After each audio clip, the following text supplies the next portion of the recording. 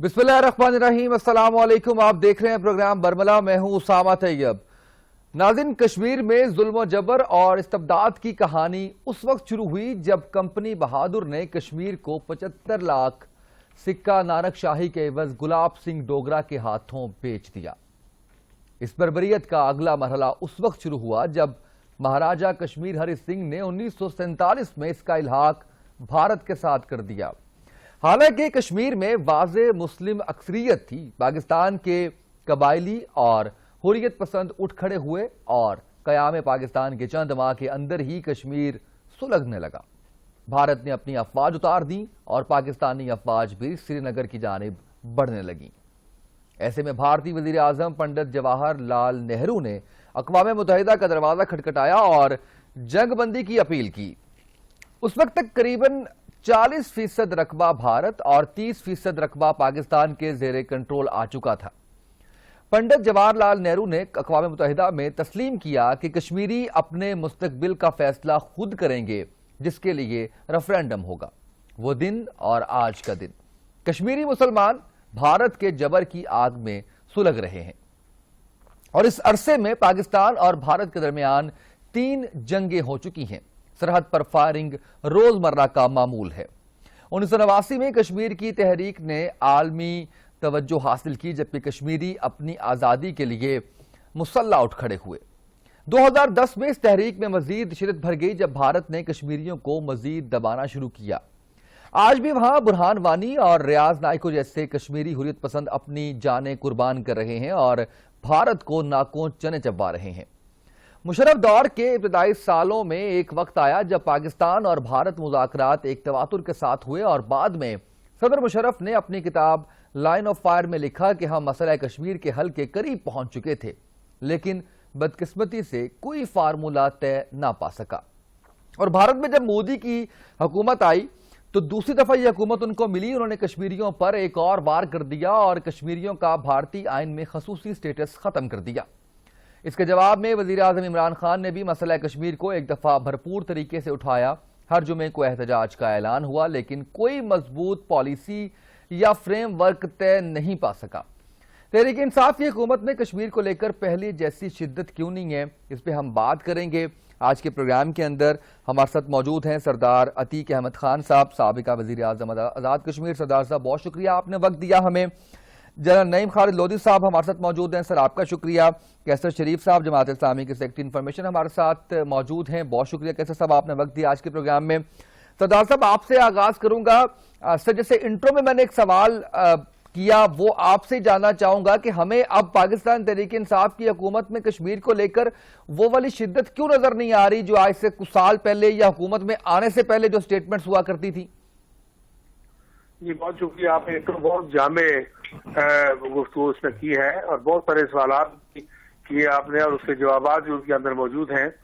मैं समझता हूँ कि मसला कश्मीर के हवाले से एक बात समझनी चाहिए हमें, वो ये है कि हम सिर्फ इस बात का इंतजार न करें कि हिंदुस्तान कोई एक्शन करे और हम उसके रिएक्शन में कोई कार्रवाई करें, बल्कि कश्मीर के ऊपर एक प्रोएक्टिव अप्रोच चाहिए।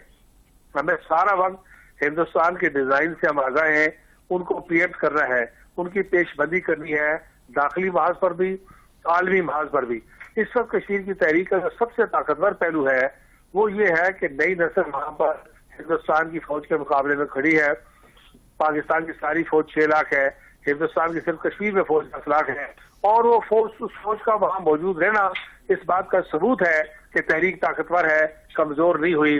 आर्टिकल 370 चला गया, 35A एब्रोगेट हो गया, बाहर से 5, 7, 10 लाख हिंदू आ गए और 25-30 लाख पीछे से आ रहे हैं। जमीनी अलाट हो गई, डेमोग्राफिक स्ट्रक्चर तब्दील हो गया, सारा माशी कतलेआम हो गया। 60-70 बिलियन डॉलर का ट्रेड एक साल में जो है उसको तहस नहस कर दिया गया। जाफरान का, सेब का, आलू बुखारे का, अखरोट का, तो ये सारे इकोनॉमिक स्टेगुलेशन हुई। इन सारी बातों के बावजूद कश्मीरी खड़े हैं, ये एक बहुत बड़ा प्लस पॉइंट है।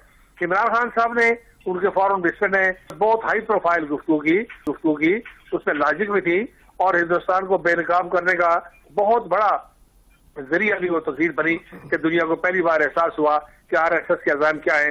इसमें इमरान खान का बड़ा कॉन्ट्रीब्यूशन है। लेकिन चाहिए क्या?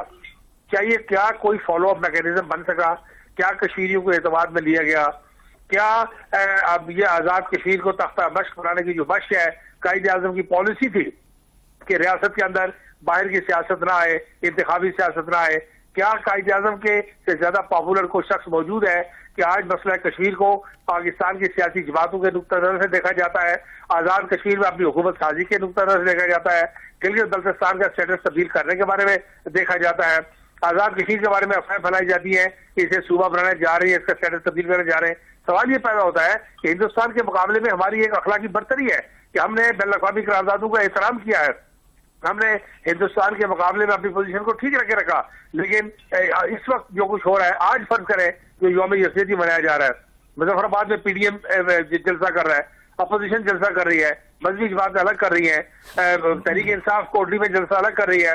ایک کہے گا کہ انہوں نے اپنے دور میں کشمیر بیچا, دوسرے نے کہنا ہے کہ یہ کشمیر کا سودا کر کے تقسیم کر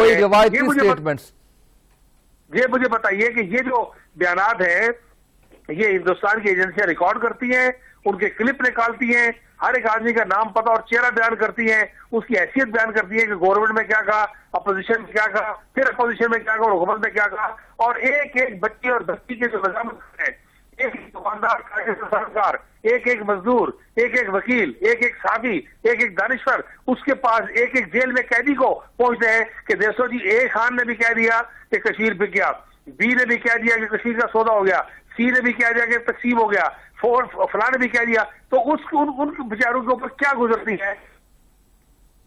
رائٹ سر, بالکل ٹھیک ہے سر, واپس آپ کی طرف آؤں گا. میں جنرل صاحب سر آپ سے یہ جاننا چاہوں گا کہ ابھی جس بات کی طرف اشارہ کیا ہے سردار صاحب نے, میں سر آپ سے پوچھوں گا کہ یہ بتائیے گا کہ کیا ماضی میں کوئی جماعت یا کوئی حکومت ایسی جس نے صحیح معنوں میں کوئی کوشش کرتی ہوئی ہمیں نظر آئی ہو, یا سب صرف اس کے اوپر سیاست ہی کر رہی ہیں جماعتیں؟ جی, سب سے پہلے تو سردار عتیق صاحب جو کہ فرزند ہیں ہمارے مجاہد اول کے, اللہ ان کی مغفرت فرمائے, بہت با عزت شخصیت ہیں, اور جو ان کی بات ہے وہ آپ سمجھے کشمیر کی آواز ہے. میں یہ سمجھتا ہوں کہ دیکھیں اپنے تئیں سب نے اپنی اپنی کوشش کی, لیکن جس بات کی ضرورت ہے وہ یہ ہے کہ دل جمعی کے ساتھ, ایک انٹرنل کوہیژن کے ساتھ, ایک بیانیے کے ساتھ کشمیر کی بات کریں. بالکل سردار صاحب صحیح کہہ رہے ہیں کہ اس کو آپ پولیٹیکل تختہ مشق نہ بنائیں, کیونکہ یہ جو ہی مختلف آوازیں اٹھتی ہیں, ایک دوسرے کی طرف انگلیاں اٹھاتے ہیں اب ہمارے سب سے بڑے مسئلے کے بارے میں, تو نیچرلی پھر دشمن کو فائدہ پہنچتا ہے. دیکھیے دو تین باتیں ہیں جو کہ تاریخ سے ثابت ہیں. نمبر ایک, آپ کسی بھی خطے کے لوگوں کو ان کی مرضی کے خلاف ہمیشہ کے لیے محکوم نہیں رکھ سکتے. یہ ایک میں اپنے پاس سے بنا کے بات نہیں کہہ رہا.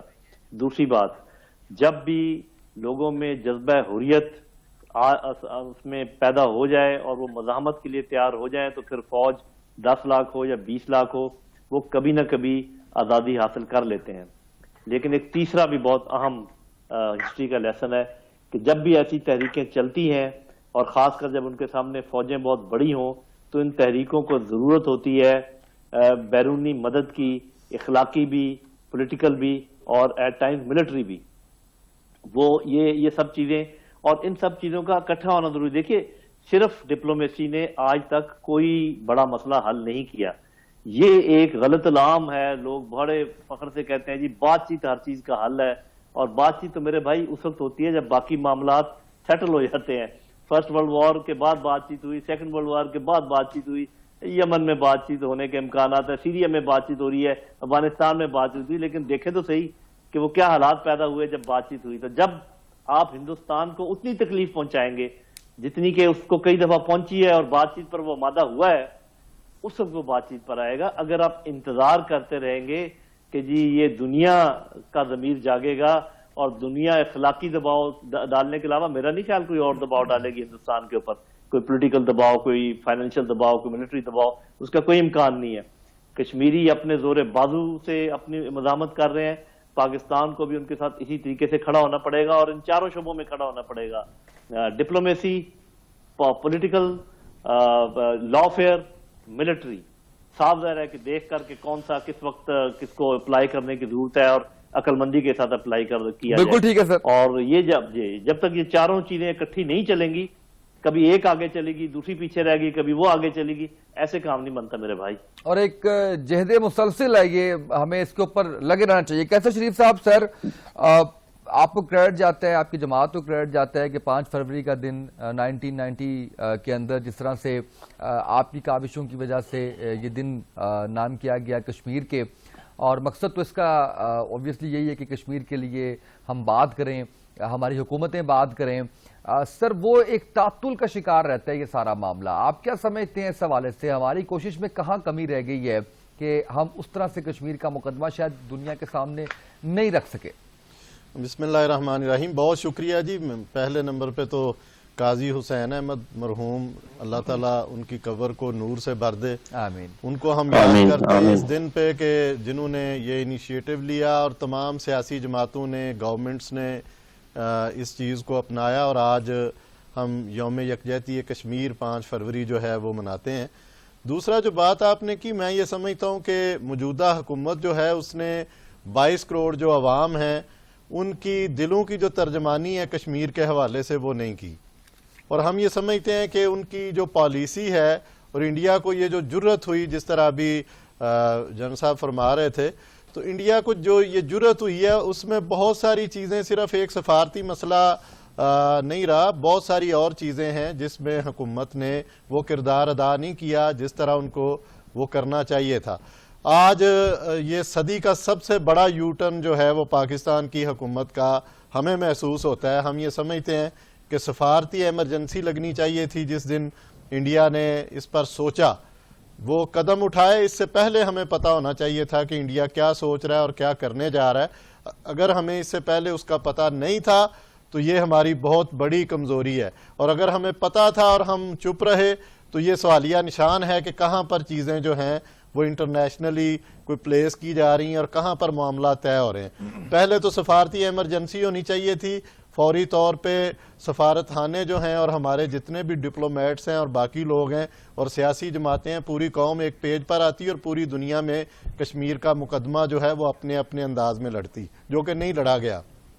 نمبر 2, ایک نائب وزیر خارجہ, جماعت اسلامی ہمیشہ یہ مطالبہ کرتی رہی ہے, سراج الحق صاحب بار بار یہ بات کرتے ہیں کہ ایک نائب وزیر خارجہ جو ہیں وہ صرف اور صرف کشمیر کے مقدمے کے لیے, کشمیر کاز کے لیے جو ہے وہ ان کا تقرر ہونا چاہیے تھا, جو کہ نہیں کیا گیا. ہماری یہ بھی تجویز تھی کہ پوری دنیا کے اندر جہاں جہاں پاکستان کے سفارت خانے ہیں وہاں پر کشمیر ڈیسک جو ہیں وہ قائم کیے جائیں تاکہ کشمیر کی بات پوری دنیا میں بہتر انداز سے جو ہے وہ پیش کی جا سکے. ایسا کچھ بھی نہیں ہوا. قومی کانفرنس کرنی چاہیے تھی, انٹرنیشنل کانفرنس کرنی چاہیے تھی حکومت کو, حکومت نے وہ نہیں کیا. پوری قوم ان کے ساتھ ہوتی, پوری سیاسی جماعتیں ان کے ساتھ ہوتی, وزیر اعظم صاحب نے ایسا کوئی سٹیپ نہیں لیا.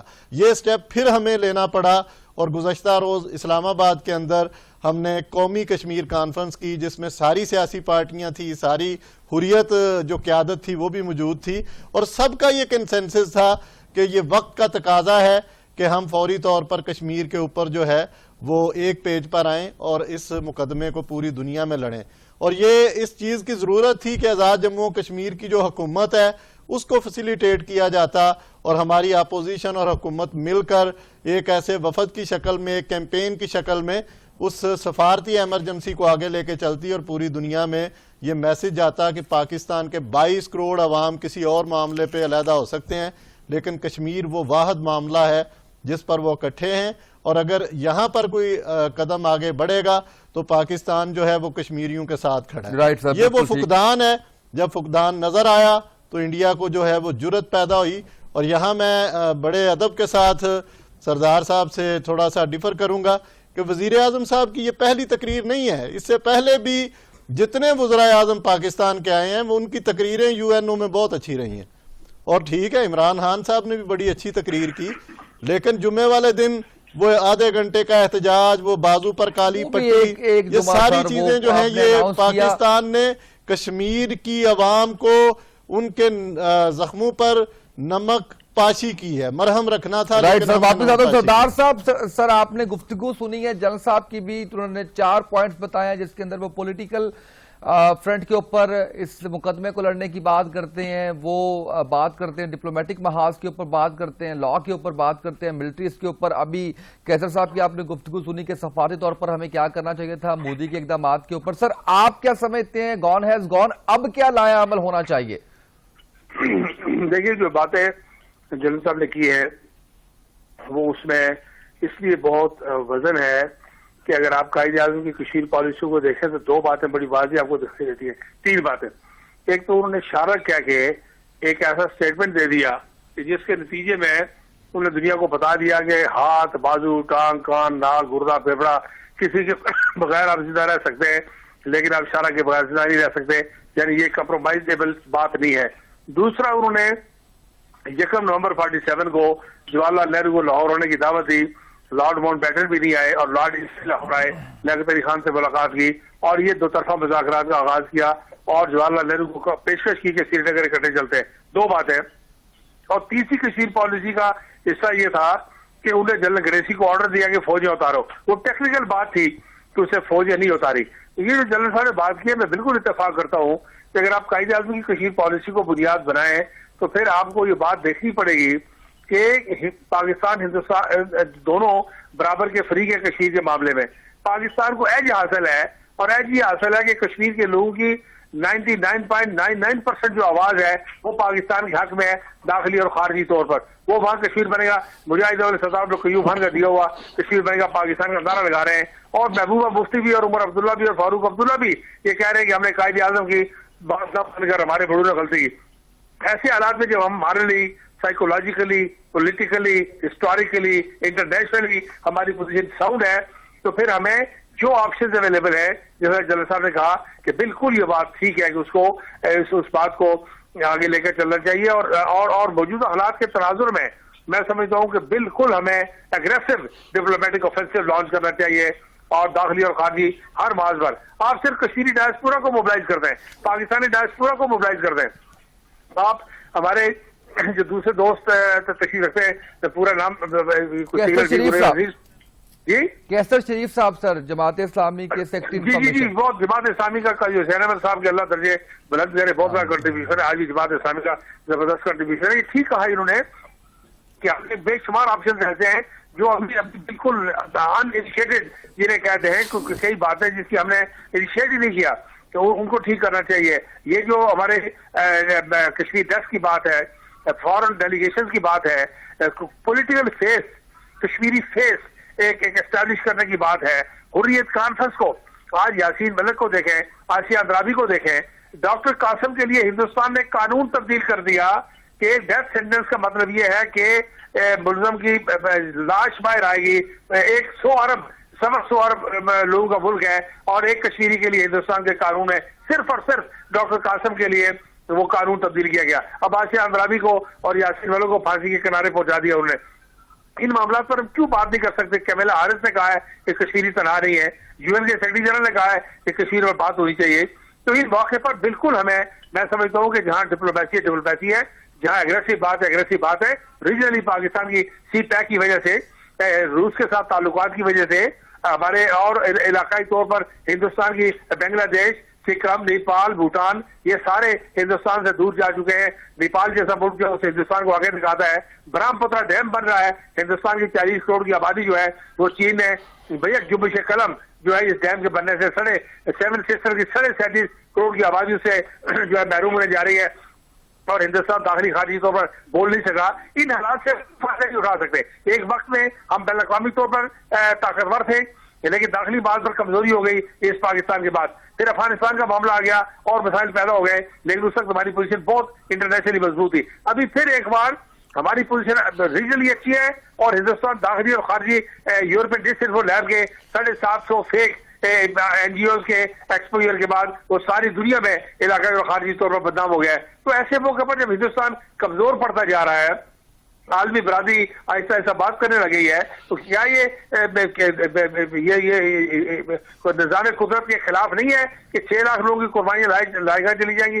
क्या हम हिंदुस्तान को रिश्ता दीवार पड़ने पर मजबूर नहीं कर सकते? क्या हम यूनाइटेड नेशन का जो करारदादे हैं, जो बेहतरीन रोड मैप है मसला कश्मीर के मुज़ाकराती पॉलिटिकल पीसफुल हल का, उस तरफ नहीं पुश कर सकते? बिल्कुल कर सकते हैं। उसके लिए दाखिली तौर पर एक जामे कौमी कशीर पॉलिसी जिसमें गवर्नमेंट और अपोजिशन अपने और बेगाने, आने वाले और जाने वाले सब एक जगह मालूम हो, दोस्त और दुश्मन को मालूम हो, ओआईसी को मालूम हो कि हम यहाँ से पीछे नहीं हट सकते, यूरोपियन यूनियन को मालूम हो, हमारे गैर दोस्तों को भी मालूम हो कि हमारी क्या पोजीशन है। तीसरे, हम 5 साल तक वजीर खारजा के पास चलते हैं, वजीर खारजा फॉरेन डिप्लोमेसी में मुझे आप दोस्तों को बताने की जरूरत नहीं है, एक गोलकीपर का काम करता है। आप दुश्मन की टीम के मुकाबले में 5 साल गोलकीपर के बगैर एक मैच खेलना चाहते हैं। हिंदुस्तान ने सारी दुनिया में हमारा इमेज जो है उसको टॉरिश किया और उसको डिस्टॉर्ट किया और फैब्रिकेट किया सारे फैक्ट्स को, और हम फॉरेन मिनिस्टर के बगैर बैठे रहे। सज्जन जंदाल और नरेंद्र मोदी और अमित शाह को लेके हम गले में हाथ डाल के बाहें डाल के पाकिस्तान में ड्राइविंग करते रहे।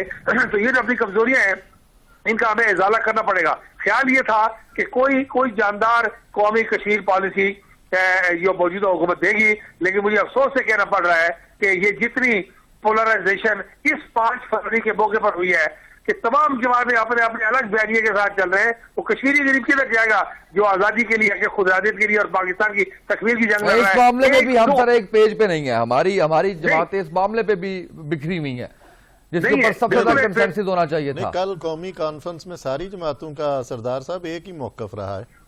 जी सर ठीक है, मैं इत्तेफाक करता हूँ, लेकिन मैं ये कह रहा हूँ, मैं हुकूमत को एड्रेस कर रहा हूँ। इस वक्त कल इमरान खान कोटली में जलसा कर रहे हैं, पीटीए में तो में जलसा कर रही है, तो सारे और कश्मीर कुछ जानी और उसका मैसेज ही कुछ और जा रहा था। ठीक है। अच्छा जल साहब, मैं सर वापस आता हूँ आपकी तरफ। जल साहब ये बताइएगा, 3 जंगें हुई, खुदा न खास्ता दोबारा से कोई एक्सपेक्ट है इस तरह की चीज कि जंग से ही मामला सिर्फ हल होना है, हो सकती है दोबारा जंग कश्मीर को लेके?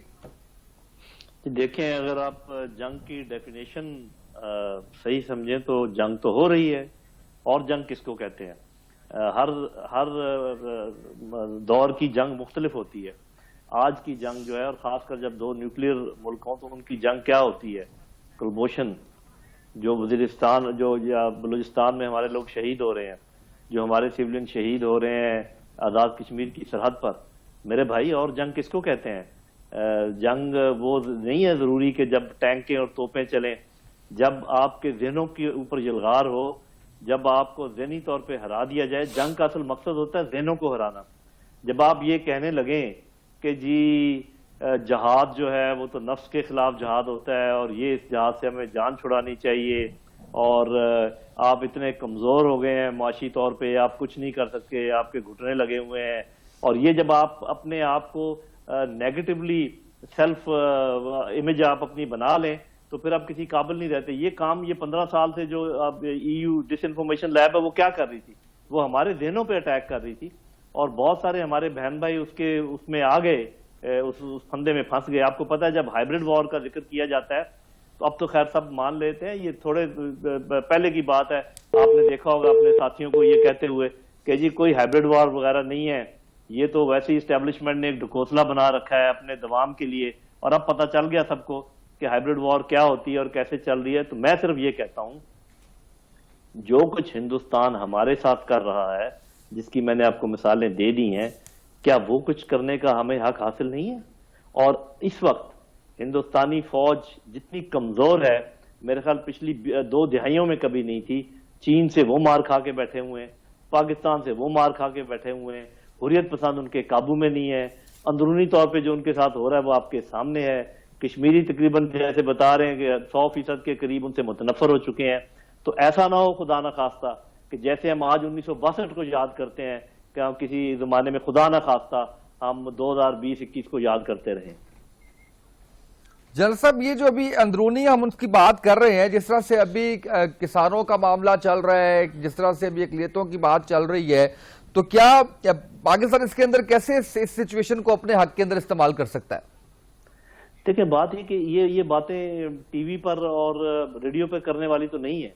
मैंने आपको एक डायरेक्शन बताई है, पॉलिसी की डायरेक्शन, उसका हुकूमत को बरमला ऐलान करना चाहिए। जो मैं कह रहा हूँ बड़ा सिंपल है, उसके कहने में क्या शर्म है कि जो कुछ हिंदुस्तान हमारे साथ कर रहा है, हमें वो सब कुछ उसके साथ करने का पूरा हक हासिल है, बस फिनिश।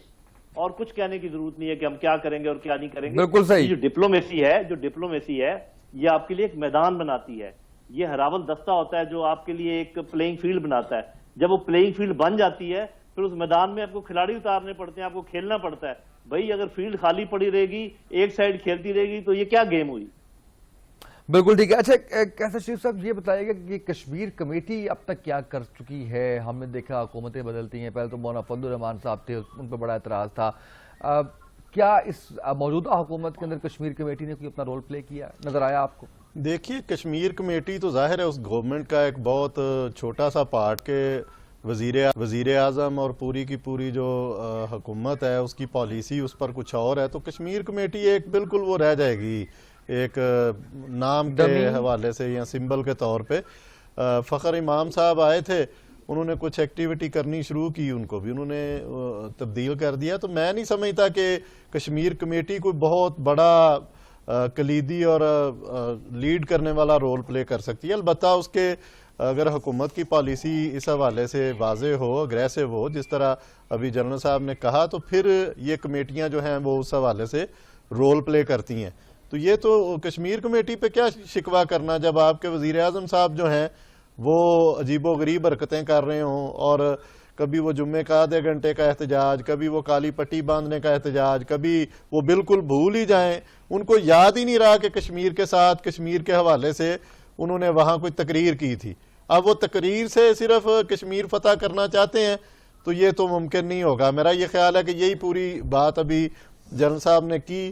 تو یہ تو اس پہ تو پوری ملٹی ڈائمینشنل ان کو ایک اسٹریٹجی جو ہے وہ بنانی پڑے گی، اور جتنے انڈیا کے ساتھ معاہدے ابھی تک ہمارے ہیں ان کو ختم کرنا چاہیے اور سفیر کو واپس بھیجنا چاہیے، اور اگریسولی ایک میسج جو ہے وہ انڈیا کو اور پوری دنیا کو دینا چاہیے کہ ہمارے وہاں پر جو کشمیری مائیں بہنیں بیٹیاں ہیں اور جو بچے بزرگ اور جوان ہیں ان کے ساتھ جو ظلم ہو رہا ہے، جو زیادتی ہو رہی ہے، اور جو وہاں پہ ایک پورے کا پورا کرفیو ہے، اور وہاں انسانی حقوق جو ہیں وہ سلب کر لیے گئے ہیں، اور وہاں بیماروں کو دوائی نہیں ملتی، وہاں جو فوت ہو رہے ہیں ان کو دفنانے کا جو انتظام ہے وہ نہیں کرنے دیا جاتا.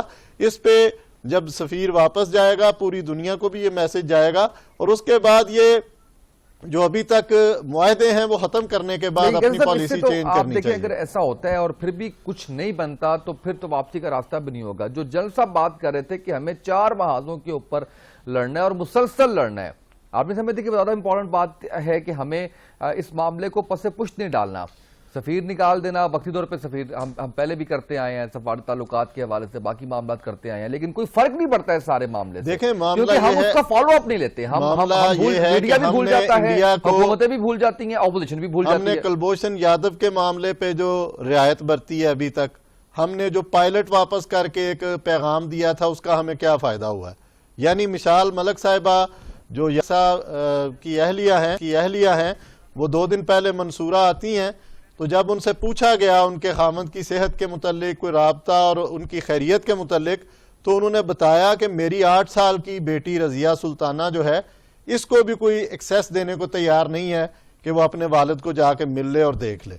تو یہ رویہ جب دوسری طرف سے آپ کو بالکل کوئی ایسا رسپانس ہی نہیں مل رہا، آپ کا جب سفارتی محاذ مضبوط ہوگا، آپ جب ایگریسولی اپنی اس کیمپین کو لے کے چلیں گے، انڈیا کو بے نقاب کریں گے، کشمیر میں ہونے والے ظلم اور زیادتی جو ہے اس کو سامنے لے کر آئیں گے. وہاں تو اسامہ صاحب میڈیا کی ایکسیس نہیں ہے، پوری دنیا کے جو وفود وہاں گئے ہیں اور میڈیا کے کچھ لوگ گئے ہیں ان کو نہیں جانے دیا گیا. اور یہ دنیا کو کون بتائے گا؟ یہ کشمیری وہاں سے بیٹھ کے بتائیں گے جن کو آج کی دنیا میں انٹرنیٹ کی سہولت جو ہے ان کے پاس نہیں ہے. ٹیلی فون جو ہیں ایک تو دیے نہیں جاتے، دیے جاتے ہیں تو بہت تھوڑا سا ٹائم، اور اس پر بھی وہ ایک ایک لفظ کی جو ہے وہ اس کو کاپی کرتے ہیں، دیکھتے ہیں، ریکارڈ کرتے ہیں، چیک کرتے ہیں. یہ پاکستان کا فرض ہے جس کی وہ شارگ ہے، جہاں جس کو 3 دریا کشمیر سے مل رہے ہیں، جہاں دریاؤں کے پانی میں خون کے جو وہ قطرے ہیں اور بہنوں کے جو دوپٹے ہیں وہ آتے ہیں. یہ ہمیں اس حوالے سے غیرت کرنی ہے. ہماری حکومت کو سوچنا چاہیے کہ تاریخ لکھی جا رہی ہے اور وقت کا جو مورخ ہے وہ ہمیں کن الفاظ میں آنے والے وقت میں یاد کرے گا. یہ وہ موقع ہے کہ ان کے لیے ہر محاذ پر جو ہے وہ آپ کھڑے ہو جائیں اور آگے بڑھ کر اپنا کردار ادا کریں. جنرل صاحب، ماضی کی حکومتوں نے کیا کوئی رول پلے کیا کشمیر کے مسئلے کے حوالے سے؟ اور ابھی جب پچھلے سال کی بات ہے کہ جب بڑا پیک پہ معاملات چل رہے تھے، جب جمعے کے احتجاج کی بات بھی کی عمران خان صاحب نے، تو اپوزیشن کا احتجاج یا ان کا جو شکوہ تھا وہ یہ تھا کہ اپوزیشن کو ساتھ لے کر نہیں چلا جا رہا، کمیٹیاں بنائیں جس میں حکومتی نمائندے بھی ہوں، اپوزیشن کے بھی ہوں، ہم تمام ممالک کے اندر جا کے اس مقدمے کو ہائی لائٹ کریں۔ دیکھیں یہ میرا خیال ہے کہ تمام حکومتوں نے اپنے اپنے تئیں اپنی کاوش کی ہے کشمیر کاز کو آگے بڑھانے کے لیے، کشمیریوں کی مدد کے لیے کھڑے ہوئے ہیں، اور اس میں تو کوئی شک نہیں، لیکن سب صاف ظاہر ہے کہ ہر سیاسی ذہن جو ہے وہ اپنا فارمولہ لگانے کی کوشش کرتا رہا۔ جو میرے خیال ہم تینوں بات کر رہے تھے وہ یہ ہے کہ جب تک ایک قومی بیانیہ نہ ہو کشمیر کے متعلق، جس میں کوئی حکم نہ ہو، جس میں کوئی اونچ نیچ نہ ہو، سب کو پتا ہو کہ یہ پاکستان کا بیانیہ ہے، ارسپیکٹو کہ وہاں کون سی جماعت آتی ہے، تو یہ اگر ہو جائے تو بہت اچھا ہوگا، اور یہ میرا خیال کیا جا سکتا ہے۔ اس پر اگر کانفرنس بلائی جائے تو کوئی جماعت انکار نہیں کرے گی کہ ہم اس میں نہیں آتے۔ ایک چیز کا میں آپ کو ہسٹوریکل فیکٹ بتانا چاہوں گا، اس کی طرف توجہ مبذول کروانا چاہوں گا۔ ہندوستان کئی مرتبہ بات چیت کی میز پر آیا ہے، آپ صرف یہ اندازہ لگا لیجئے وہ کب آیا ہے۔ وہ 47-48 میں آیا جب کشمیری بڑھ رہے تھے سری نگر کی طرف، اور ان کے جو باقی ان کی لوگ مدد کر رہے تھے وہ ان کے ساتھ تھے، اس وقت وہ دوڑے گئے اور وہ پھر بات چیت کا مسئلہ آیا اور یو این سیکیورٹی کونسل کی قراردادیں ہوئی۔ 65 میں روس میں جا کر سیز فائر ہوا۔ اس کے علاوہ جب بھی کوئی پرابلم ہوا، چاہے وہ کارگل ہو، کچھ کہیں دوسرے ملک میں بھاگ کر گئے اور بلایا ہمیں اور بات چیت ہوئی، تو اب بات چیت کیوں نہیں ہو رہی؟ اس کی بس آپ سمجھ جائیں، مثالیں دی ہیں، جب آپ نے تکلیف ان کو اتنی پہنچائی تب جا کے بات چیت ہوئی، ابھی ان کو تکلیف ہی کوئی نہیں ہے، وہ کیوں بات چیت کریں آپ سے؟ یہ بات بڑی عام فہم سی ہے، اس کو سمجھنے میں کوئی بہت زیادہ افلاطون ہونے کی ضرورت نہیں ہے۔ اچھا سر، مجھے ایک بات اور جنرل صاحب ضرور بتائیے گا کہ ابھی آپ نے جیسے کہا کہ تمام حکومتوں نے اپنے تئیں کوشش کی ہے، سر جس پیس سے ہم جا رہے ہیں، اس پیس سے اگر ہم چلتے رہے مسئلہ کشمیر کو لے کر، تو کیا کوئی نتیجہ نکل سکتا ہے اس معاملے کا؟ یہ دیکھیں، اگر تو ہم یہ انتظار کرتے رہیں کہ خود بخود کوئی نتیجہ نکلے گا، یا یہ کہ انٹرنیشنل کمیونٹی اس مسئلے کو حل کرے گی، پھر تو نتیجہ نہیں نکلے گا۔ یہ اس زوم میں مبتلا رہے کہ مسائل بات چیت سے حل ہوتے ہیں، جو کہ میں سمجھتا ہوں کہ ایک جھوٹ ہے، سفید جھوٹ ہے۔ کوئی مسائل بات چیت سے حل نہیں ہوتے، اور میں سب کو یہ چیلنج دیتا ہوں کہ مجھے آ کے کوئی بتائے کہ کون سا مسئلہ بات چیت سے حل ہوا ہے۔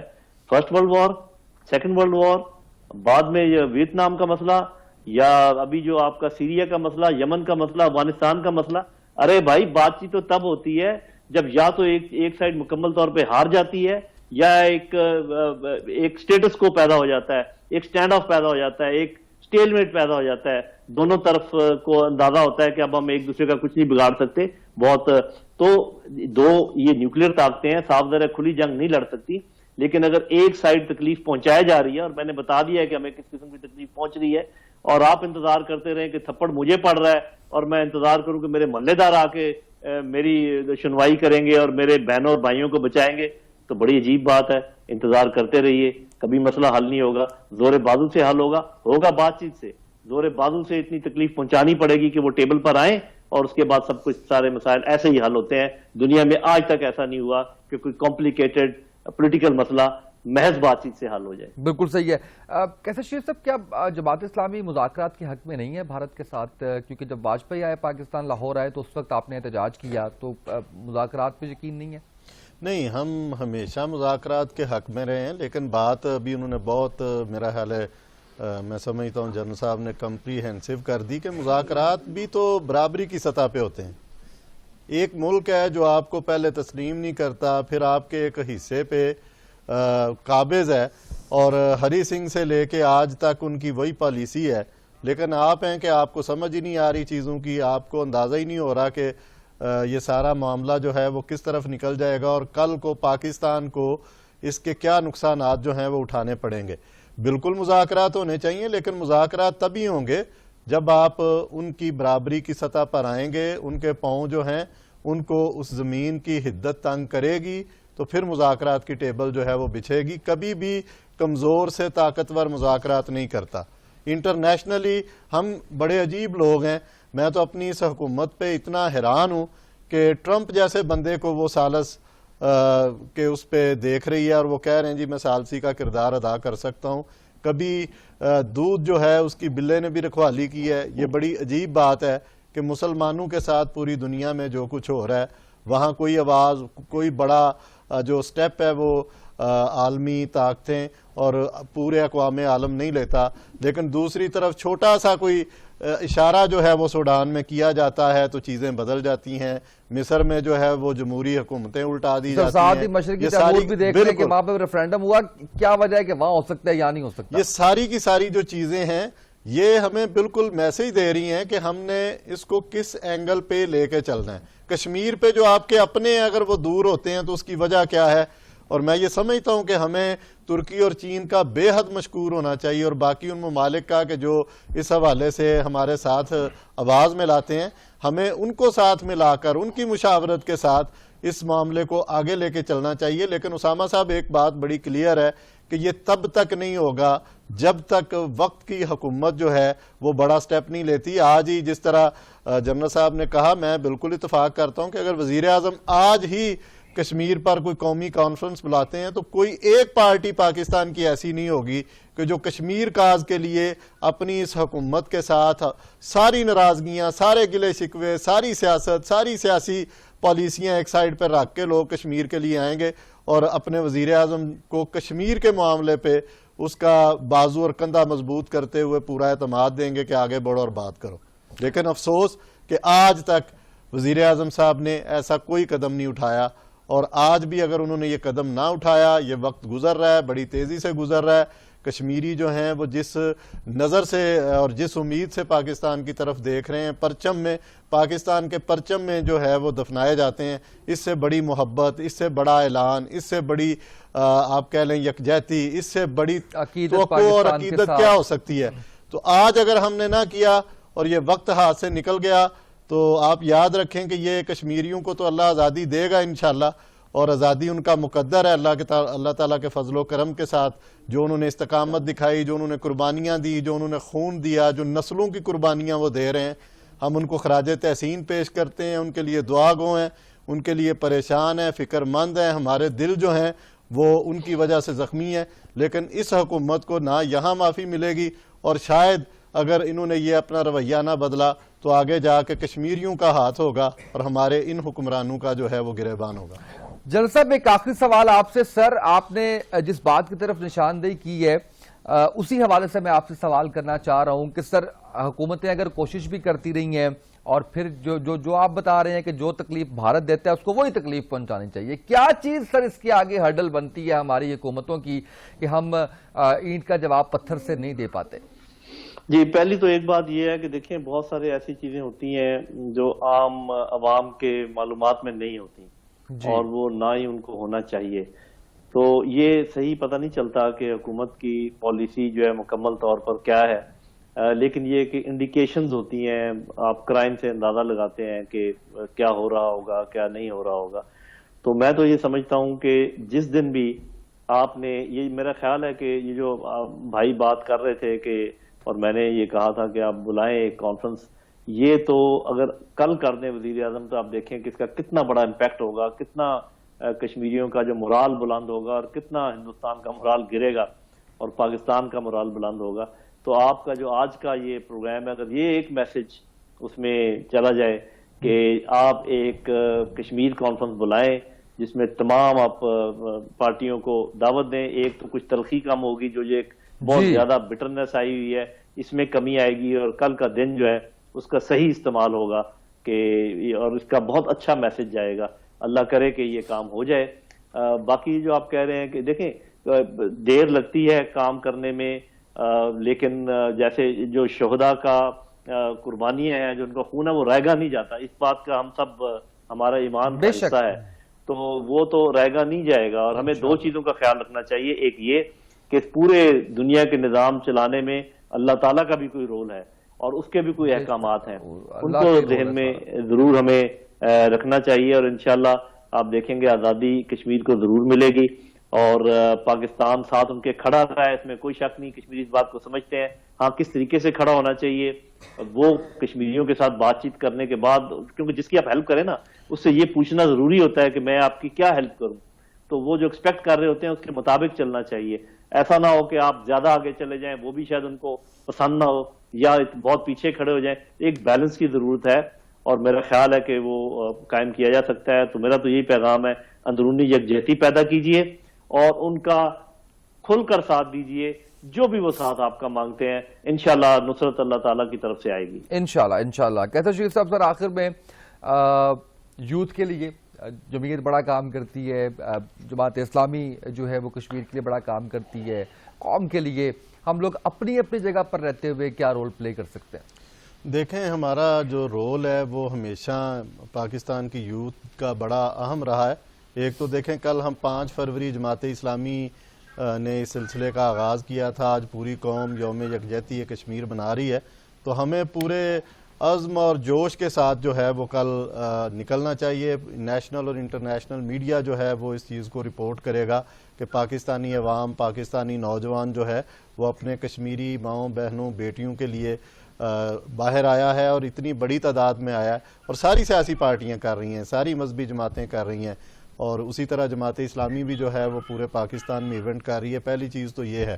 دوسری چیز یہ کہ ہمیں اپنی گورنمنٹ پر یہ ضرور باور کروانا چاہیے. یہ یوتھ کا جو اور نوجوان کا جو پریشر ہے آج کل سوشل میڈیا کے ذریعے اور باقی چیزوں کے ذریعے، یہ ضرور باور کروانا چاہیے کہ آپ کی کشمیر پر پالیسی جو ہے وہ 22 کروڑ عوام کے دلوں کی ترجمانی نہیں کر رہی. آپ کو اس کو چینج کرنا ہوگا، آپ کو آگے بڑھنا ہوگا، آپ کو کوئی سٹیپ لینا ہوگا، اور آپ کو ایسے اقدامات اٹھانے ہوں گے جس سے کشمیریوں کو حوصلہ ملے اور ان کو یہ پیغام ملے کہ پاکستان کے نعرے ہم نہیں لگاتے، پاکستان بھی ہمارے ساتھ ہے، ہمارا دل جو ہے وہ ایک ہے، اور ہماری جو دھڑکن ہے وہ بھی ایک ہے.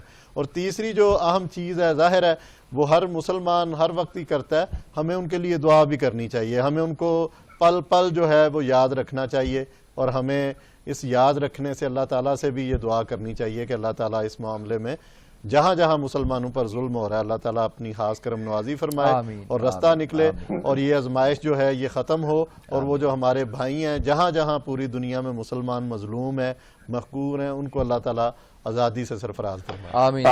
آمین. اسی کے ساتھ مجھے کلوزنگ پہ جانا ہے. آپ نے دعا بھی کر دی اور بہت اچھے سے. جنرل صاحب کی بات کے اوپر میں کنکلوڈنگ ریمارکس کہ ہمیں کشمیریوں کو لے کے وہ اس کا حل اس کی طرف جانا چاہیے جو کشمیری خود چاہتے ہیں. بڑی اچھی یہ مجھے بات لگی ان کی. اور باقی اللہ کرے کہ جلد از جلد کشمیر کی آزادی ہو اور اللہ کی طرف سے فتح ملے اور کوئی ایسا معجزہ ہو جس کے بعد کشمیری سکھ کا سانس لے سکیں. آج کے اس پروگرام سے اتنا ہی. اجازت دیجیے. اللہ حافظ.